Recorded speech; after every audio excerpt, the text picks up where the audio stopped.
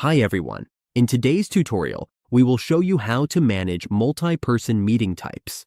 Whether we are setting up group meetings or round-robin scheduling, this helps us organize appointments more efficiently. Let's walk through how to set it up. On the dashboard, we start by clicking the option to create a new event type.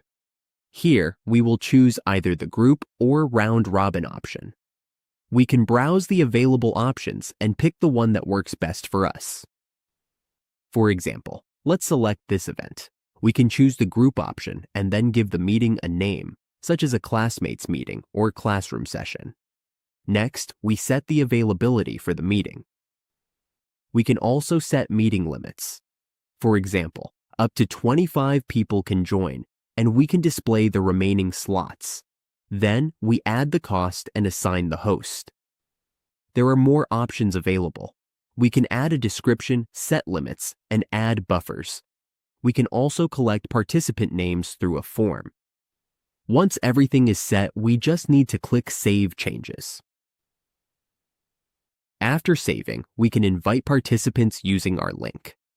We can invite by copying the link and sharing it, or we can click Book Meeting, enter names and email addresses, and then confirm the booking.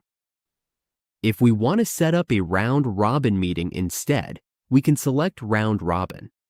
Here, we invite team members by entering their email addresses.